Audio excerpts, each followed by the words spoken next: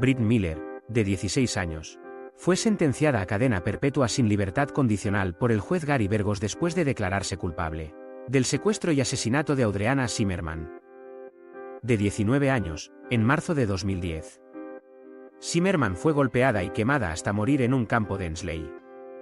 Su vida terminó 16 días después del ataque. Estás viendo el caso de una víctima quemada viva exigiendo justicia para sí misma en el canal Thrilling Story. Y como siempre, antes de escuchar el contenido principal, no olvidéis dejar un me gusta, suscribiros al canal y activar la campanita de notificaciones para actualizaros de los casos más clásicos. En marzo de 2010, Tina Brown y su hija Britt Miller, junto con sus vecinas Heather Lee y Rihanna Zimmerman, vivían en casas móviles en Escambia, Florida. Al principio, su relación era bastante estrecha.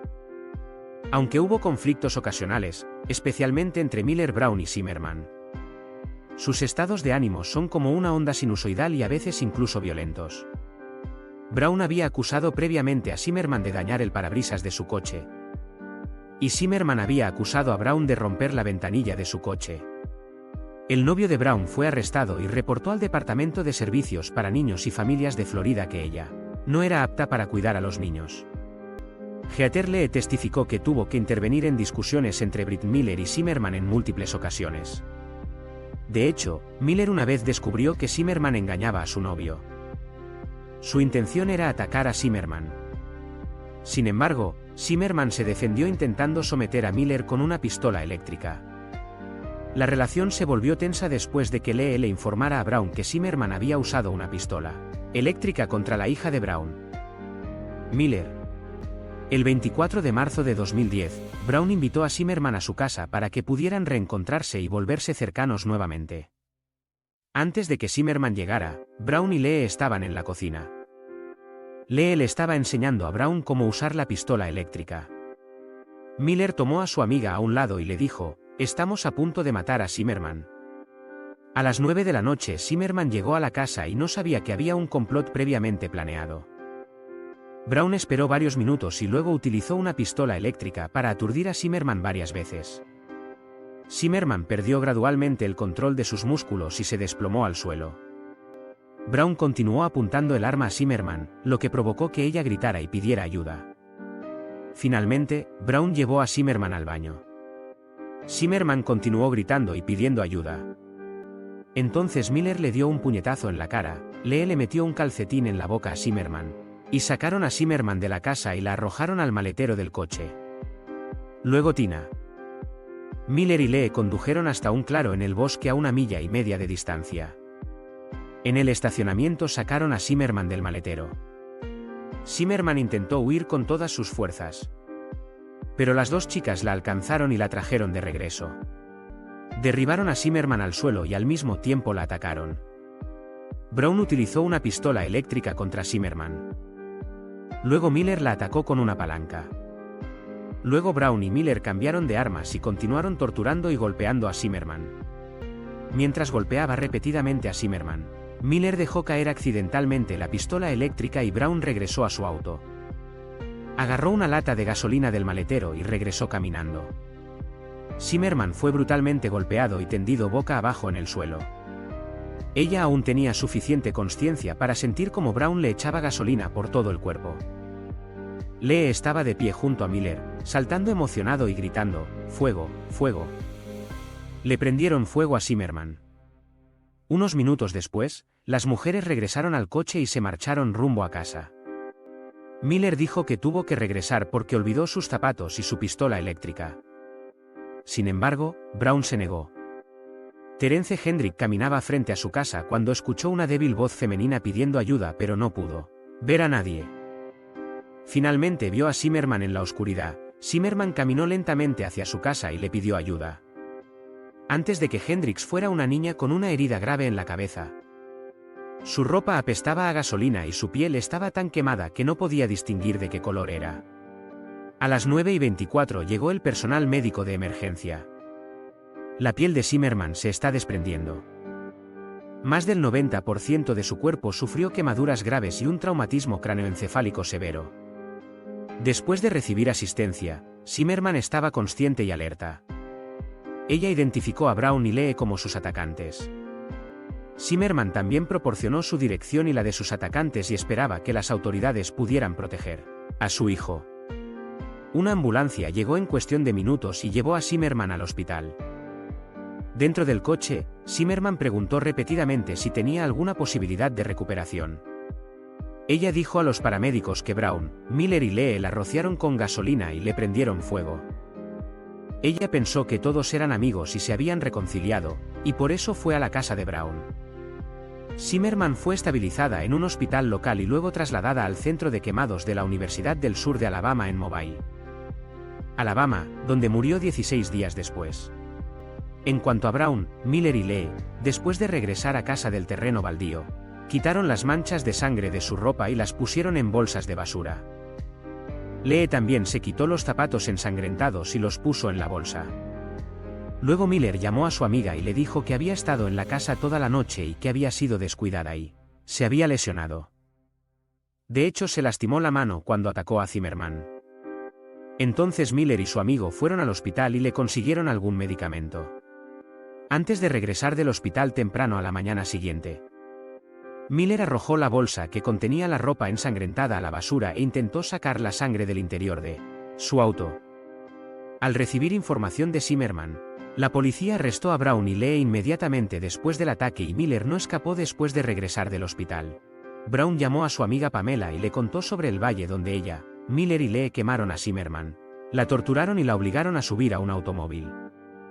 Brown le preguntó a Pamela, ¿Zimmerman todavía está viva? ¿Así que puedes ir allí y acabar con ella? Pamela rechazó inmediatamente la oferta y denunció el asunto a la policía. Brown, Miller y Lee fueron recapturados el 9 de abril de 2010. El día que Zimmerman murió, la policía descubrió mucha evidencia en la escena. Entre ellos había un par de zapatos blancos, una pistola eléctrica con sangre en el mango, papel manchado de sangre, pelos negros en una palanca y un charco de sangre en el asiento del coche de Tina Brown. Durante las pruebas, un experto en ADN confirmó que la sangre encontrada en el respaldo del asiento del automóvil de Brown coincidía con la de Zimmerman. La sangre en la pistola eléctrica también coincidió con el ADN del perfil de Tina Brown.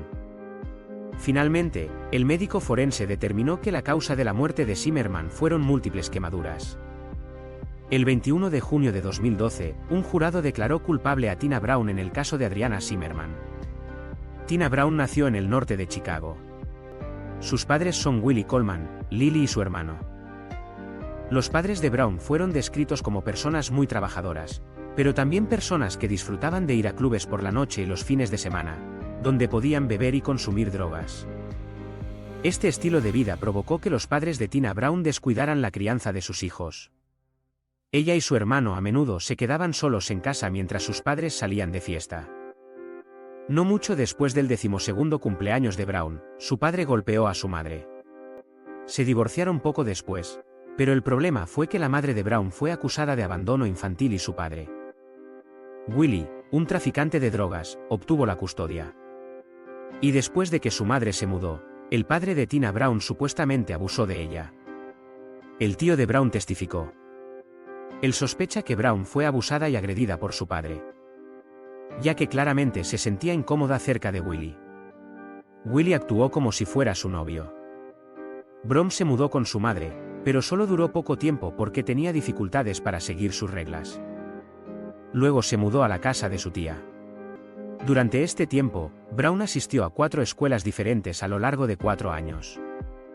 Abandonó la escuela secundaria durante un año, pero luego regresó y recibió grandes elogios. Con el tiempo, la vida empeoró y Brown ingresó a rehabilitación de drogas, donde conoció a Greg Miller, el padre de sus 3 hijos. De hecho, el primer hijo de Brown dio positivo en cocaína al nacer, y su segundo hijo nació poco después.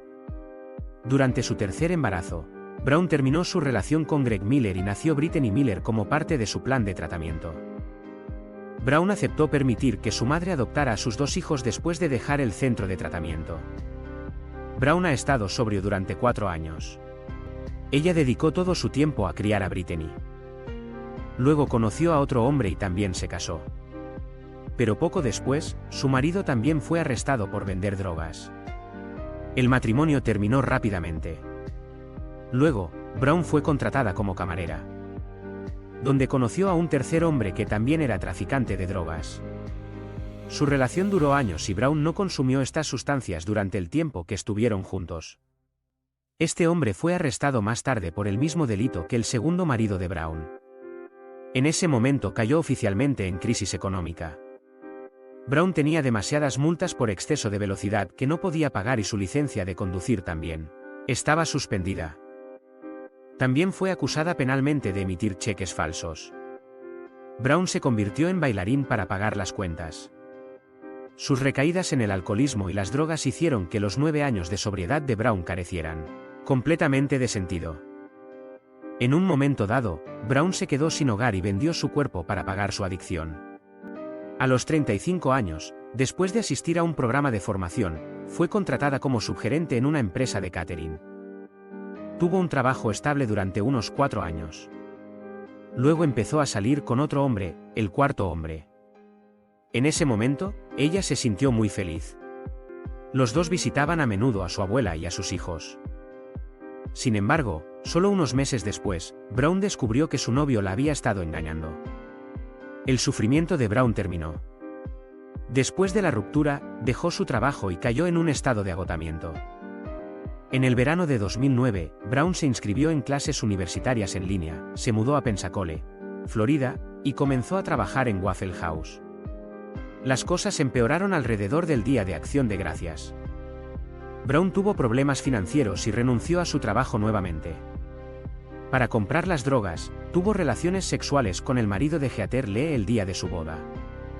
El doctor Bailey concluyó que Brown sufrió muchos traumas durante su infancia, lo que tuvo un gran impacto en su vida adulta. La doctora Betty afirmó que los padres de Brown fueron negligentes y crearon una base educativa poco saludable. Y esto tuvo un impacto negativo en Brown. Brittany Miller también tuvo una vida llena de violencia y trauma hasta el día en que ayudó a golpear, perseguir y quemar a una mujer en el condado de Escambia, quien luego murió. ¿Esa desafortunada infancia jugó un papel en su psique? ¿Y si se presenta, ayudará a reducir la sentencia de Miller?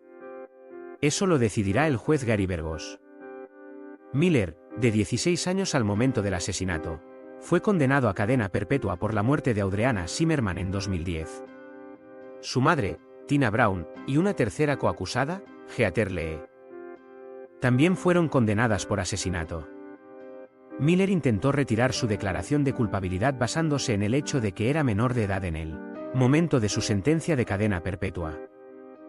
Aunque se decidió que el acuerdo de culpabilidad se mantendría, a Miller se le concedió una nueva audiencia de sentencia que permitiría a Burgos escuchar factores atenuantes, particularmente relacionados con cuestiones de desarrollo cerebral juvenil como la madurez emocional, la influencia de la familia y la presión de los compañeros y la capacidad mental. Ahora se requieren tales consideraciones antes de que un juez pueda condenar a un menor a cadena perpetua, mientras que antes no se tenían en cuenta tales factores. La audiencia comenzó el viernes por la mañana y continuará el martes. La psicóloga especializada en presión familiar, Neena Malik, cree que fue el vínculo más fuerte lo que llevó a Miller a participar en el brutal asesinato de Zimmerman. Brown y Miller invitaron a Zimmerman a la casa de Brown con el pretexto de arreglar las cosas después de una discusión. Pero en lugar de eso el trío la atacó con palancas y la persiguieron hasta el bosque para prenderle fuego. Zimmerman sobrevivió al ataque inicial, pero sucumbió a sus heridas en un hospital de quemados en Mobile, Alabama, 2 semanas después. Malik dijo el viernes en el tribunal que estaba claro que la persona que sufría más dolor por esto era Zimmerman. Esto es una cosa horrible. Malik dijo que Miller ha idolatrado a Brown desde que era niña. A pesar del hecho de que Brown abusó físicamente de Miller, la abandonó y la vendió a hombres mayores en su adolescencia para que Brown pudiera seguir el camino del crimen. Según Malik, ella hizo casi cualquier cosa para obtener la aprobación de su madre. Malik dijo que Miller nació en un centro de detención y transfirió la custodia de sus abuelos a sus padres, enfrentándose a duras redadas, abusos, intimidación y palizas. Entre el 3er y 5º grado, Miller intentó quitarse la vida 3 veces, según escuchó el tribunal el viernes. Miller lloró mientras los psicólogos describían el trauma que podría haber tenido un profundo impacto en su vida. La señora Miller no podía dejar de enumerar los factores de riesgo que había experimentado. dijo Malik. Sin embargo, bajo el interrogatorio de la fiscal Bridget Jensen, Malik dijo que había muy pocas personas que habían sido abusadas cuando eran niños y luego habían cometido crímenes tan horribles como el asesinato de Zimmerman. Además, dijo, muy pocas personas en la historia han cometido crímenes de esa manera, y especialmente contra sus propias madres. La ex empleada del Departamento Correccional de Florida, Tiffany Blount, testificó en nombre de Miller durante la audiencia de sentencia. Blount era el bibliotecario de la institución correccional de Lovell, donde Miller había cumplido su condena. Dijo que Miller solía trabajar como empleada de biblioteca, y aunque era difícil trabajar con ella cuando comenzó, creció durante el tiempo que ocupó el puesto. Un tercer testigo de la defensa, la experta en mitigación Brooke Butler, dijo que el tiempo que Miller pasó en prisión la había ayudado a mejorar a través de programas de certificación, centrados en gran medida en la religión. Malik también testificó que Miller le dijo que la prisión fue la primera vez que se sintió segura y que recurrió a Dios como un refugio seguro en su vida. La audiencia de sentencia continuará el martes. La sentencia de cadena perpetua de Miller fue anulada para permitir una audiencia de sentencia específica para menores, como lo exige la ley. Burgos todavía tiene derecho a imponer una sentencia de cadena perpetua al final de la audiencia, si considera que es apropiado. Pero no está sujeto a una sentencia de cadena perpetua obligatoria como en un caso de asesinato de un adulto. Finalmente, Brown fue condenado a muerte y lee a 25 años de prisión. ¿Qué opinas de este famoso caso? Por favor, comente a continuación para discutirlo juntos. Pero antes de irte, no olvides dejar un me gusta, suscribirte al canal y activar la campanita de notificaciones para estar al día de los casos más clásicos.